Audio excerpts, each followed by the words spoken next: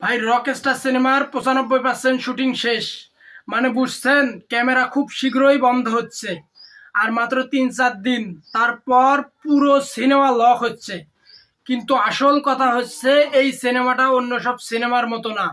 এখানে কিছু একটা বড় খেলা হচ্ছে। হ্যালো গাইস, আমি রকস্টার নিয়ে এতটাই এক্সাইটেড, কারণ রকস্টার নিয়ে আমি যত শুনছি ততই মনে হচ্ছে এই সিনেমাটা বাংলাদেশে একটা অন্য লেভেলের সেট করতে যাচ্ছে। তো আপডেটটা হচ্ছে, রকস্টারের 95% শুটিং অলরেডি ডান। এখন চলছে লাস্ট লট বা শেষ লটের শুটিং।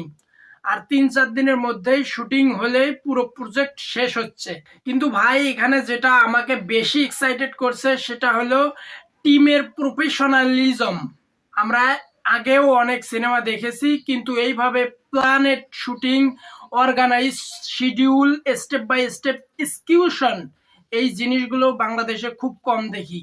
আর আমি আগেই বলেছিলাম একটা ভিডিওতেই, যারা রকস্টার টিম কাজ করছে একদম ইন্টারন্যাশনাল ভাইবে। মানে বুঝবেন, এরা শুধু সিনেমা বানাচ্ছে না, একটা এক্সপেরিয়েন্স বানাচ্ছে। আর একটা কথা বলি ভাই, যখন একটা টিম এত ডেডিকেশন দিয়ে কাজ করে, তখন অডিয়েন্স হিসাবে আমাদের এক্সপেকটেশন অটোমেটিকলি বেড়ে যায়। এখন কোশ্চেন হচ্ছে, এই হাইপ কি হোল্ড করতে পারবে নাকি ওভার হাইপ হয়ে যাবে? কিন্তু অনেস্টলি বললে আমরা গাট ফিলিং বলছে রকস্টার সামথিং বিগ। ইমাজিন করেন, টিজার ড্রপ হবে, ট্রেইলার আসবে, তারপর রিলিজ ডে, আর হলে বসে অডিয়েন্স বলবে এইটাই তো আমরা এতদিন চাইছিলাম। ভাই, যদি এটা হিট করে, বাংলাদেশ সিনেমা গেম চেঞ্জ হয়ে যাবে। তো এখন আপনারা বলেন, আপনার এক্সপেকটেশন কতটুকু? রকস্টার কি হাইপ ধরে রাখতে পারবে? কমেন্টে অবশ্যই জানাবেন।